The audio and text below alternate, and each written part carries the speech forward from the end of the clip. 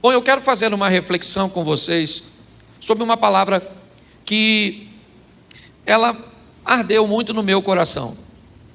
Hoje, Dia das Mães, eu fui visitar minha mamãe, já fazia um tempinho que eu não via, e eu fui meditando nessa palavra que Deus tinha colocado no meu coração. E para depois você poder avaliar tudo aquilo que vai ser falado, nós vamos falar sobre Ana. Ana, a esposa de Eucana, aquela mulher, certo? Ou seja, aquela mãe. Então, se você tem uma Bíblia, abra aí, primeiro livro do profeta Samuel, capítulo 1, verso de número 2. O tema da minha mensagem é: meu filho vai servir ao Senhor. Bota um ponto de afirmação, porque aqui não é uma interrogação, ok? Aqui é uma afirmação. Ana é alguém que com suas decisões, ela disse: meu filho pode escolher sua profissão, meu filho pode escolher seus relacionamentos emocionais, mas meu filho vai servir ao Senhor. Ana viveu, trabalhou, fez tudo para que este menino fizesse diferença no seu tempo e servisse a Deus. É muito importante nós entendermos isso. Muitas vezes nós, como pais, gostaríamos de decidir diversas coisas: a profissão que os nossos filhos vão exercer, a pessoa cuja qual ele deveria se casar, os amigos que ele pode escolher, e todas essas coisas, no fundo, por mais experiência que tivermos, muitas vezes nós podemos estar cerceando, ou seja, diminuindo a capacidade de nossos filhos de fazer suas próprias interpretações, estabelecer suas próprias escolhas. Mas quando o assunto é salvação, quando o assunto é ter seu nome escrito no livro da vida, aí nós não temos como negociar com os nossos filhos. No que depender de nós, nossos filhos vão servir ao Senhor. Tá certo? E esse é o posicionamento de Ana. E esse texto diz: e esse tinha duas mulheres. O nome de uma era Ana e o nome de outra Penina. Penina tinha filhos, porém Ana não tinha filhos. Feche os seus olhos. Senhor nosso Deus e Pai, em nome de Jesus, eis aqui a Tua palavra. Continua falando conosco e usa-me como um canal de bênção nesta hora. Pelo poder do nome de Jesus é o que nós te pedimos. Em nome de Jesus. Amém. Glória a Deus. Amém? Isso. Eu quero mostrar as duas fases da vida dessa mulher. Primeiro, a fase mulher dela. E depois, a fase mãe de Ana. Tá certo? Eu não vou ficar lendo todos os versículos por causa do tempo. No segundo culto talvez eu tenha um pouco mais de facilidade para isso. Mas a primeira coisa que eu quero que você veja desta mulher é que ela consegue algo muito precioso. Seu casamento é pautado em amor. Entre tantos casamentos arranjados da época, me parece que Eucana era alguém que nutria um sentimento muito forte para o Ana. E a Bíblia mesmo diz isso, dizendo que ele a amava. Então, como mulher, Ana tem um excelente marido, tem um homem altamente responsável, zeloso, é verdade. No que tange a casamento, Ana casou muito bem.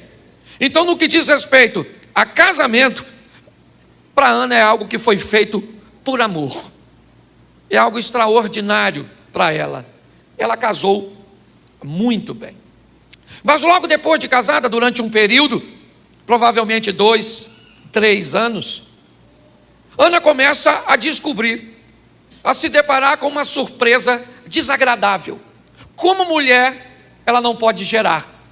Aquilo que é perfeitamente normal para as outras mulheres, aquilo que é basicamente uma regra entre as fêmeas, o gerar. Para a surpresa de Ana, ela não veio equipada no modo fertilidade. Para Ana, as portas estão fechadas. Ela não pode ser mãe. E não basta a tristeza de Ana. Isso abre uma legalidade para seu marido. E Ana entende que uma família precisa de herdeiros, que uma família precisa deixar um legado sucessores, algo que ela não pode conceder a Eucana. Isso provavelmente para ela é uma dor muito grande. Mas a Bíblia diz que apesar de sua esterilidade, ela vive seus dias de adoração. Os dias que seu marido a leva provavelmente, inicialmente sozinha, uma vez por ano, era costume. Talvez no primeiro ano de casada, Ana foi a Siló oferecer sacrifício, ela e Eucana. Provavelmente no segundo ano de casada, Ana foi com Eucana oferecer adoração, oferecer sacrifício, uma adoração dolorosa, é verdade, mas pelo menos verdadeira. Ana está adorando a Deus, porque Ele é Deus, a ponto de fechar sua madre. Ela sobe todos os anos. Eu quero te mostrar isso como mulher. Uma mulher de fibra que vai para a casa de Deus, adorar a Deus, sabendo que foi Ele que fechou sua madre, que foi Ele que deu a ela a esterilidade. Ana é uma mulher que não adora a Deus por aquilo que Ele pode fazer por ela, mas sim por quem Ele é de verdade para ela. Já não basta a dor de sua esterilidade, ela agora tem os dias de adoração, uma adoração dolorosa, de choro. Porém me parece que depois do segundo ou terceiro ano, Ana tem mais um problema, porque Eucana arrumou uma outra mulher. Ele não tem necessidade de amor, mas ele tem necessidade de filhos. Ele não tem necessidade de sexo, mas ele tem necessidade de filhos. Ana pode dar o amor que Eucana deseja? Sim. Ana pode dar o sexo que Eucana deseja? Sim. Mas Ana não pode lhe dar filhos. E Eucana então, que poderia devolvê-la para os seus pais? Sim. Ele prefere ficar com a mulher que ele ama, mas conseguir uma outra, não por amor, nem por sexo, mas por filhos. Eu não sei em quem vai doer mais isso, se em Penina ou se em Ana, porque agora sim me parece um casamento arranjado para Eucana. Nós temos agora uma outra mulher que entra na vida de Eucana, já sabendo que ele não precisa dela para amor, ele não precisa dela para sexo, ele precisa dela para filhos. E provavelmente, por ele ter uma condição de pagar um dote, de dar para ela um lar, comida, abrigo, roupas, aquilo que hoje seria impensável para uma mulher moderna, era basicamente tudo que uma mulher daquela época queria. Mas agora, com Penina, Ana como mulher começa a enfrentar as afrontas. As afrontas emocionais de escutar o choro de um bebê na tenda da outra mulher de seu marido. Olha só. Afrontas de ver Penina olhando para ela e dizer: ele te ama, mas você é seca, você é estéril, você não pode produzir. Você tem o amor dele e ele fica com você por amor, mas ele se aproxima de mim por causa dos filhos. Ana é uma mulher que precisa sobreviver às afrontas, porque pessoas são perigosas. Afrontas vêm de pessoas, e não apenas afrontas, mas incompreensão, porque seu marido também diz para ela: pare de chorar, eu não sou melhor para você do que 10 filhos. Preste atenção, Ana sofre afronta de quem tem inveja dela, Penina, mas também de quem ama ela, Eucana. E esse é o ambiente que ela vive suas pressões, suas decepções como mulher, anos a fio. Esse sofrimento provavelmente acompanhou Ana por longos e longos anos. Pelo menos 2 a 3 anos depois que casou, sem engravidar. O texto diz que Penina tinha filhos e filhas, o que coloca os dois gêneros no plural, tanto meninos como meninas, o que nós, se arrolarmos tudo aí, talvez teríamos aproximadamente uns 10 anos de sofrimento. Sempre indo para Siló, sempre indo onde Deus estava, é verdade. Mas chega um momento que a história diz que Penina estava em Siló como sempre esteve. Eucana estava em Siló como sempre esteve. Eli estava em Siló como sempre esteve. Deus estava em Siló como sempre esteve. Mas Ana foi para Siló de forma diferente. Está tudo do mesmo jeito. Mesmo jeito. É culto de domingo, é primeiro culto, o louvor já cantou, a apresentação já aconteceu, as ofertas já foram retiradas. O culto está do mesmo jeito. Só que tem dia que o culto está do mesmo jeito, mas você entra de um jeito diferente. E quando você entra de um jeito diferente, o resultado para você muda. Estava assim de gente em Siló, mas quando Ana foi para aquele dia que a chave vira. Sabe por quê? Porque a mudança, ela só depende de você. Existe uma parte nesse jogo da vida que ninguém pode fazer por você. Sabe qual parte? A sua. E é aquele momento que é você que resolve se vai ou não vai, se acontece ou se não acontece, se a chave vira ou não. Levou muito tempo, é verdade. Muito tempo. Foi muito choro. Ana teve que contar com muita resistência. Mas chegou o momento. E ela se posicionou diferente. Como mãe? Não, como mulher. Como serva. E o dia que ela fez isso, a hora chegou. Por que não chegou antes? Porque ela não se posicionou antes. Eu não sei há quanto tempo você está em busca de seu milagre, de uma intervenção divina. Eu não sei se você tem culpado seu esposo, seus filhos, se você tem culpado o pastor ou os líderes por onde você passou. Eu não sei para quem você está transferindo tal responsabilidade. Eu só sei de uma coisa: ao fazer isso, o tempo vai passar para você como passou para Ana. O dia que Ana reconheceu que ela precisava mudar de postura, o sacerdote olhou para ela. Por que nunca olhou antes? Por que nunca prestou atenção em Ana antes? Porque agora a postura de Ana era diferente. Mas o sacerdote não podia ter prestado atenção nela antes? Não podia. Ele não podia, porque o assunto de Ana era com Deus. Ana queria um filho, sabe para quê? Para livrá-la da vergonha. E Deus queria dar um filho para Ana, para que o nome dele fosse glorificado através do filho. Na primeira versão, Ana pensa nela individualmente. E não há problema na palavra de Deus de você enriquecer, de você prosperar, de você ganhar fama, de você ter muitas coisas na sua individualidade. Mas descubra uma coisa na palavra de Deus: o foco sempre é o coletivo, é sempre o reino, o povo, a igreja, é o todo que Deus olha. Quando Ana faz isso, o sacerdote olha para ela e lança uma palavra profética para ela. Finalmente, a hora chegou. E agora, Ana vai para casa para fazer a parte dela, entendeu? Junto com o seu marido Elcana. E o cerol foi fininho. E Ana engravidou. Contrariando as expectativas, aquela mulher fica grávida. Antes de Samuel nascer, deixa eu te mostrar duas mães. Eu não sei se você gosta de assistir Investigação Discovery. Minha mulher fala que eu, às vezes, devo estar interessado em matar alguém. Mas pensa num programa que Deus fala comigo. E num desses programas eu estava assistindo Malévolas, as mães más. Mas preste atenção em duas mães aqui que me encantam. E engraçado é que às vezes elas passam por nós despercebidas. Gênesis 27, precisa colocar aqui não. Gênesis 27, 13.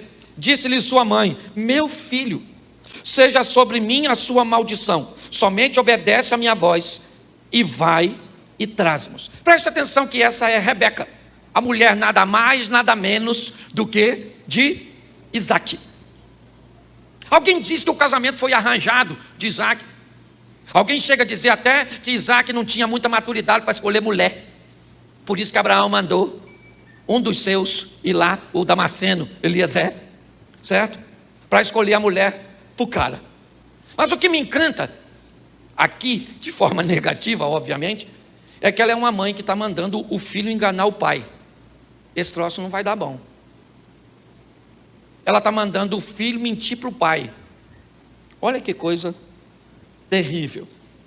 Uma mãe que não está nem aí. Nunca mais ela vai ver seu filho. Nunca mais. Fique bem claro que por causa dessa atitude impensada, certo, de Rebeca, seu filho vai ser obrigado para fugir para a terra do irmão dela, Labão, sofrer pra caramba, e ela morre sem ver Jacó novamente. Agora presta atenção nessa mãe aqui. Gênesis 30, 14.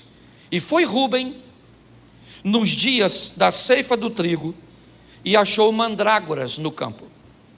Trouxe-as a Lia, sua mãe. Então disse Raquel a Lia: ora, dá-me as mandrágoras de teu filho. Preste atenção, porque até o presente momento eu não tinha visto a grandeza desse texto. Havia uma rivalidade muito grande em duas mães, em duas mulheres. As duas estão em busca do amor de Jacó, Raquel e Lia. Lia, ela tinha filhos, Raquel era estéril. Jacó amava Raquel, mas casou com Lia, porque foi enganado por seu sogro. Uma rivalidade se estabeleceu. Rúben é o primeiro filho de Lia, o primogênito. Mas o que me encanta nesse garoto é que ele sabia que sua mãe sofria por causa de seu pai. Ele poderia não estar nem aí para isso. E ele sabia que uma forma que Lia tentava usar para se valorizar era dando filhos a Jacó. E o que Rúben acha agora durante o trigo, a ceifa do trigo? Algumas mandrágoras reconhecidas como afrodisíacos, reconhecida como algo que favorecia a fertilidade. Então Rúben, ele pega aquilo no campo e leva para sua casa, porque é um filho que está demonstrando que sabe reconhecer a dor de sua mãe, que se preocupa, enquanto filhos ferem. Nós temos aqui um rapaz que vale a pena falar, seu nome Rúben. Chega em casa: por que é que Raquel quer tanto as mandrágoras de Lia? Porque ela também está no mesmo litígio, ela também está no mesmo problema. Por isso é que ela diz a Lia: me dá as mandrágoras, eu quero. Sabe o que Lia diz? Então deixa eu deitar com Jacó no dia que é para você deitar. Eu fiz questão de separar primeiro uma mãe horrorosa como Rebeca. Pelo menos nesta ocasião, me permita botar defeito nela. Mas uma mãe extraordinária, chamada Lia, sofredora. Não casou porque quis, casou obrigada, porque seu pai mandou ela se casar. Não teve direito à escolha. Edmeia Williams ministra uma palavra chamada a saga de Lia, uma palavra extraordinária. Mas quando eu olho para essa mulher, eu vejo a grandeza de criar seu primogênito, seu filho que serviria de base. Foi esse camarada chamado Rúben que lutou com todas as suas forças. Sabe para quê? Para que Judá não vendesse José para os midianitas. Os valores e os princípios que essa mulher implantou em seu filho foi extraordinário. Mas isso é outra história. Vamos voltar para Ana. Ana agora é mãe. Ela acaba de dar à luz a um menino. E ela vai escolher o nome deste rapaz. Foi ela, foi a decisão dela, é o menino dela, é o sonho da vida dela. E que tipo de mãe é Ana? Ela é uma mãe que sabe quem deu. Ela é uma mulher de palavra. A maneira cuja qual ela vai treinar esse camarada é fantástica. Ana coloca o nome no menino de Samuel. Em algumas traduções, Deus ouve. Em outras traduções, Deus me ouviu, ou do Senhor eu pedi. Aqui não faz muito. Aqui não faz muita a tradução em si. Mas é importante você entender que ela é uma mãe que sabe quem deu o menino para ela. E ela sabe o que ela falou para Deus. E agora, ela vai fazer com que esse menino fique perto dela o máximo de tempo que ela puder. Ela não volta para Siló todos os anos como fazia. Ela chama Eucana e diz: eu quero ficar com este menino. Eu quero ficar perto dele. Eu quero que ele fique perto de mim até amamentar. Até o último dia da amamentação, eu quero ficar perto desse garoto. Salmo 127:4 serve para você? Filhos são como flechas na mão de um valente. Quanto mais eu puxo para perto de mim, mais longe eu posso arremessá-lo. Me parece esse é o princípio de Ana. Com todo respeito às mamães que aqui são, muitas delas chegam no ministério infantil.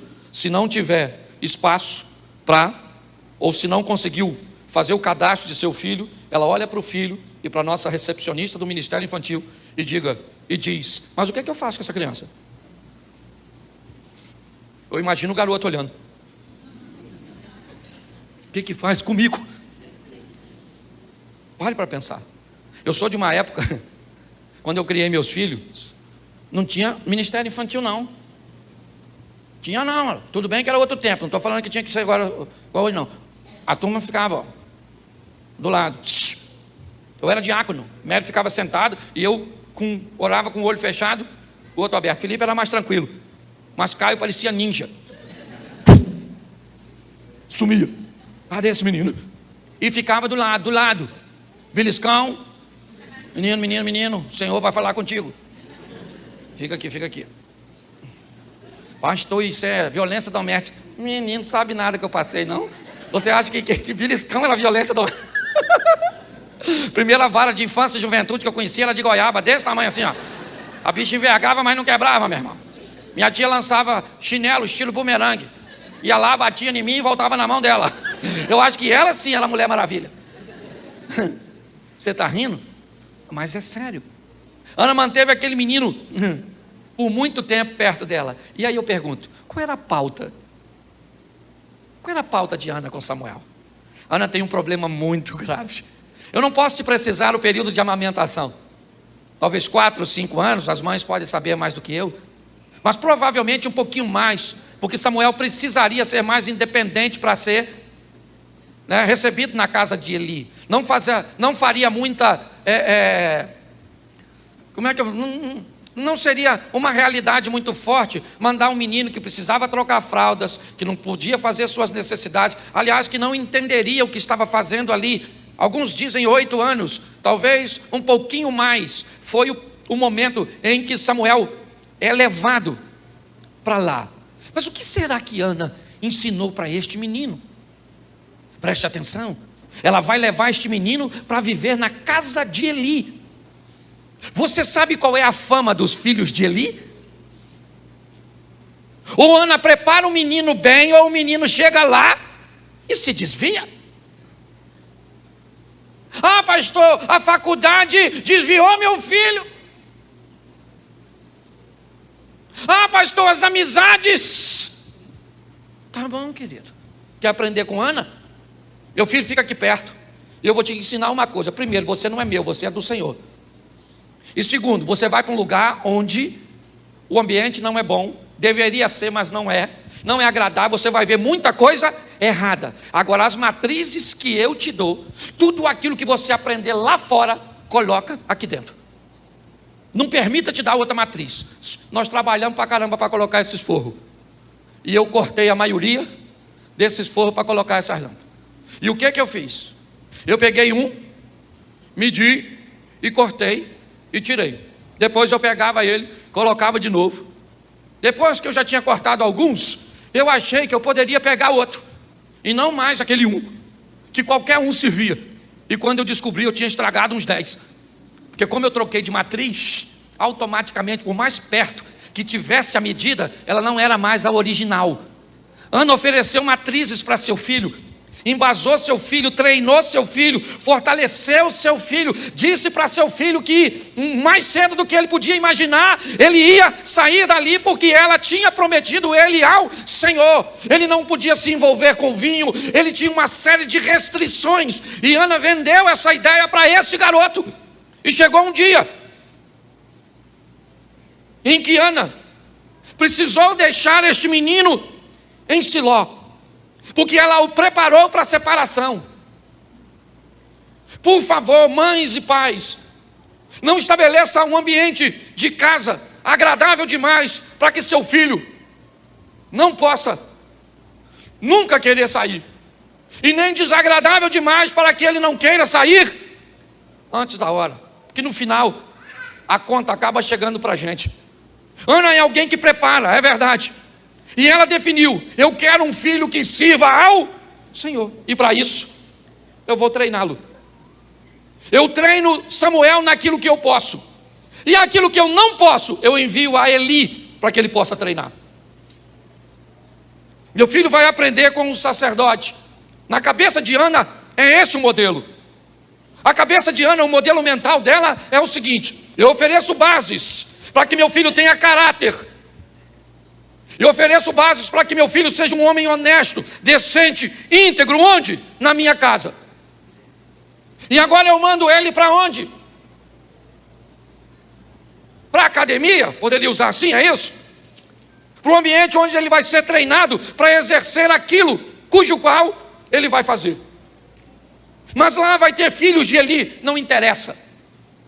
As matrizes que eu coloquei em Samuel, elas estão firmes. Na cabeça de Ana, 3 pessoas fariam Samuel alguém habilitado para lidar com todo tipo de problema. Primeiro, ela. Segundo, seu sistema de ensino. Terceiro, um Deus que estava no céu. Ana entendia que Samuel seria aquilo que ela idealizou que ele fosse, se ela trabalhasse para isso.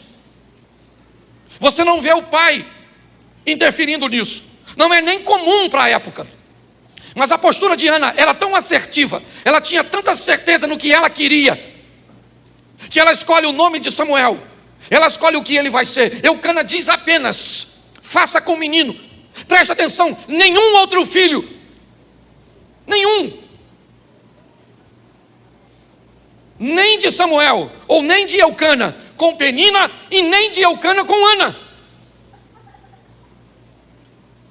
Porque um filho Ana teve para Deus, e outros filhos Ana teve para ela. E todos os filhos que Ana teve para ela não foram muito longe. Não, foram pessoas comuns e não tem problema nenhum nisso. Mas quando eu olho para o ambiente que essa mulher escolheu, a maneira cuja qual ela fez acontecer, foi extraordinária. Hoje eu queria impulsionar você, como mãe, a aprender com os exemplos que eu usei aqui. Hoje,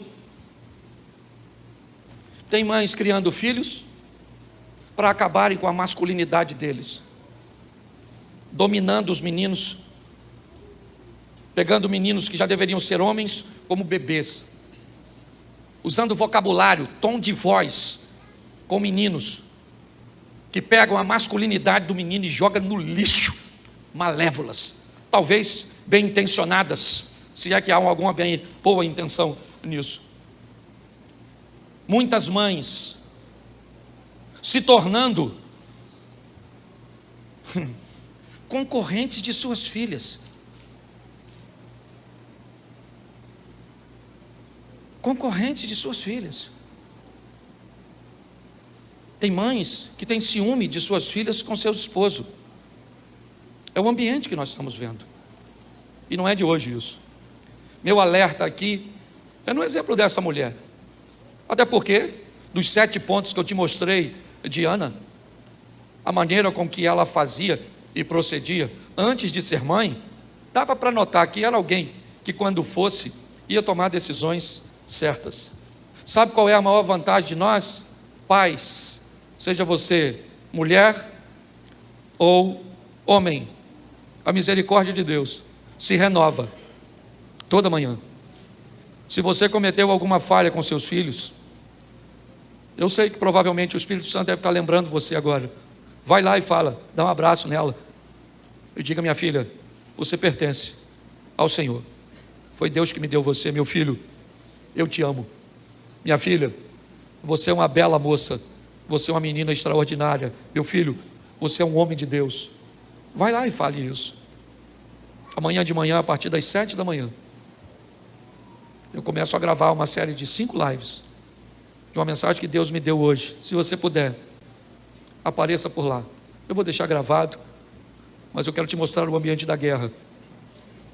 Aliados, inimigos, defesas, ataques, campo de batalha.